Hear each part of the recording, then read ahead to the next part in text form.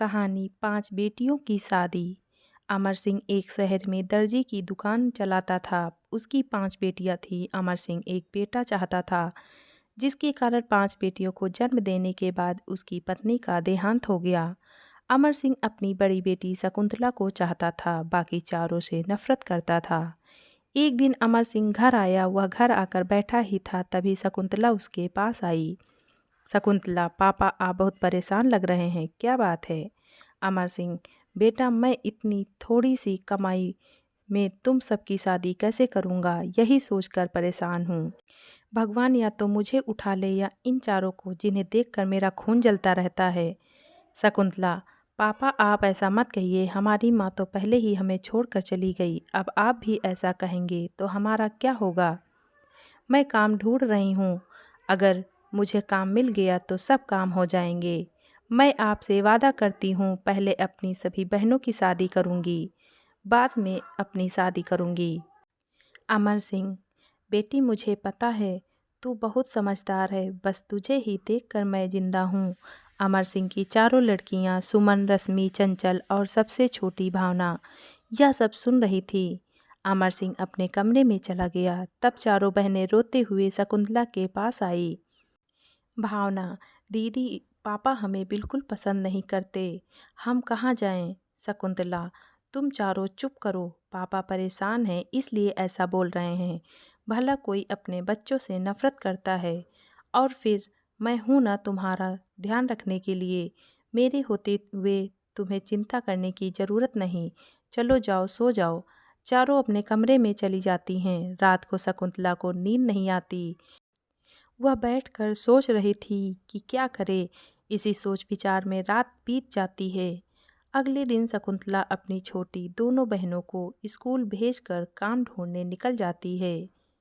वह एक दुकान पर जाती है।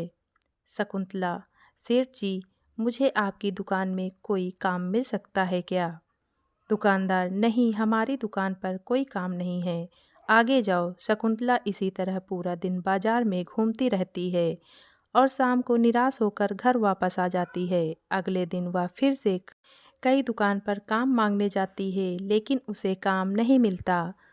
शाम को जब वह घर आती है तो देखती है उसके पापा पलंग पर लेटे हुए थे।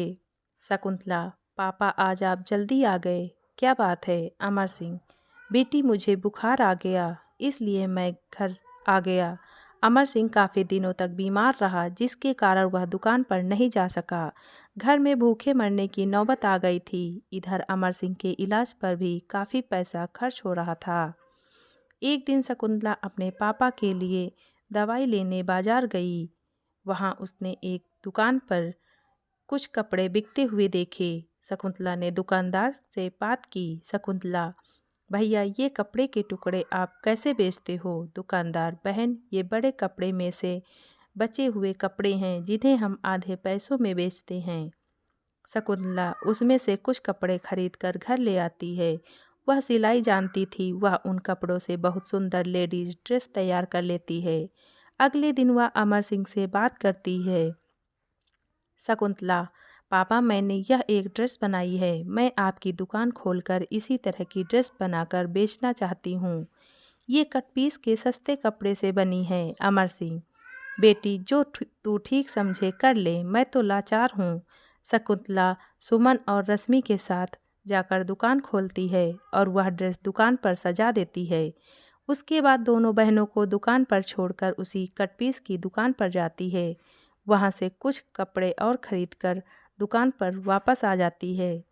सुमन, दीदी वह ड्रेस हमने 800 रुपये में बेच दी। शकुंतला, अरे वाह, वह तो केवल 100 रुपये में तैयार हो गई थी।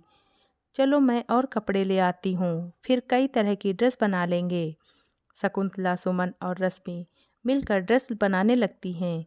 उनकी ड्रेस ग्राहकों को पसंद आती है और हाथों हाथ बिक जाती है।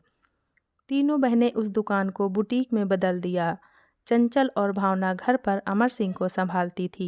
इसी तरह समय बीत रहा था। एक दिन एक लेडीज दुकान पर आई। लेडीज, मेरा नाम कोमल है, मैं एक फैशन डिजाइनर हूँ, तुम्हारी ड्रेस मुझे पसंद है, मैं चाहती हूँ तुम यह काम आगे बढ़ाओ, इसके लिए मैं तुम्हें 1000 ड्रेस का ऑर्डर देती हूँ। यह लो 5 लाख रुपए, इससे फैक्ट्री लगा लो। शकुंतला, लेकिन मैडम हम इतना कैसे कर पाएंगे? लेडीज, तुम उसकी चिंता मत करो। कल से मेरे ऑफिस में कुछ लोग आएंगे, वे तुम्हारी पूरी फैक्ट्री लगवा देंगे। 15 दिन बाद शकुंतला की फैक्ट्री शुरू हो जाती है। उसे और जगह से भी ऑर्डर मिलने लगते हैं। इधर अमर सिंह भी ठीक हो जाता है, वह भी फैक्ट्री संभालने लगता है। कुछ ही समय में उनका व्यापार बहुत बढ़ जाता है। शकुंतला चारों बहनों के लिए अच्छे रिश्ते देखकर उनकी शादी कर देती है। एक दिन अमर सिंह शकुंतला का भी रिश्ता पक्का कर देता है। शादी के बाद जब विदाई का समय आता है, अमर सिंह, बेटी मुझे माफ़ कर दे, मैं अपनी बच्चियों को दिन रात कोसता रहा, लेकिन अगर मेरा बेटा भी होता तो आज मेरे लिए इतना ना करता। वह खुशी खुशी शकुंतला को विदा करता है। चारों बहनें शादी के बाद भी बिजनेस को संभालती रहती हैं। इस कहानी से हमें यह शिक्षा मिलती है कि बेटियों को कभी बोझ नहीं समझना चाहिए। धन्यवाद।